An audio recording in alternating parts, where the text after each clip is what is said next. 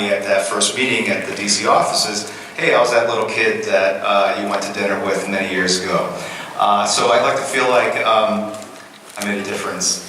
No. It's a feel-good story. I just thought this. That's not really what I'm talking about. And I just thought you were fishing for more dinner invitations. Yeah, exactly. So I am available tonight. I'm kind of partial to fish right now. I'm trying high protein thing. No, I think what it is I think one of the coolest things about working in comics is obviously the stories are aspirational, the characters are inspirational. But at the same time, the actual work, the writing and the art can inspire people to want to work in the creative field. And so, if there are any young people here today, things can happen if this is what you want to do. So I can only think of Isaac's sort of journey and kind of what that looked like from his point of view. But it's always great kind of sitting down with him and looking at his work and just knowing that he was once this very shy kid that his mom dragged to this dinner to kind of push his interest in something that he obviously cared about but couldn't do himself because he was so young. Anyway, thank you. That's kind of cool. I didn't know that. That's actually kind of awesome. That's great. We do have a couple of things I want to touch upon real quick. A couple of things. This is one of the ones is we're also publishers for Vertigo, and we have a number of new series coming out with Vertigo. You can see them coming out. Also, one of the things we're most proud about is the reception we've had for the Sandman Universe books. So very happy to say that those books will continue on. We're going to get the second year of those books as well. The teams are breaking out. They're bringing out some new stories, some new ideas, which may include the books crossing over at some point. So a lot of fun stuff happening in the Sandman universe for the Vertigo fans. Also, we have some of the Young Animal books coming back.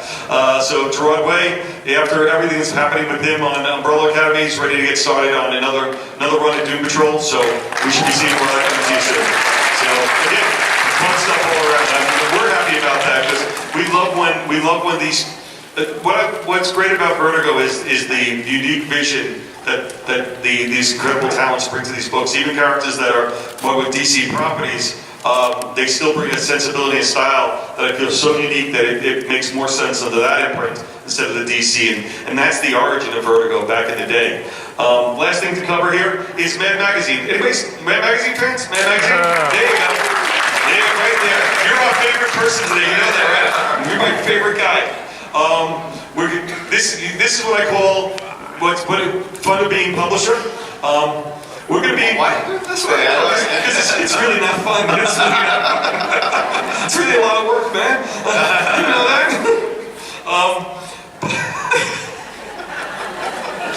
But, okay, I know you already know this, so just start clapping now, all right? Anybody here remember Plop magazine? Plop?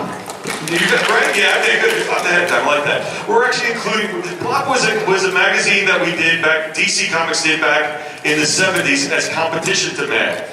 And the fact that Plop doesn't exist and Mad doesn't exist shows you how well we competed. So they bought Mad, naturally, because that's the only way you can compete is you buy people up.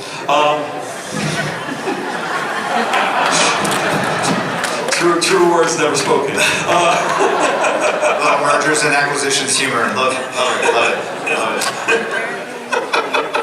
So we're actually going to include in the next issue of Mad the first issue of Plop, just to show, tip our hat to the fact that they're out there still going strong, and hopefully people who might have remembered Plop pick this up and see Mad and see how much we're still enjoying working on this book. But again, this is the fun part of being a publisher, and I have no air quotes on that one. This is true.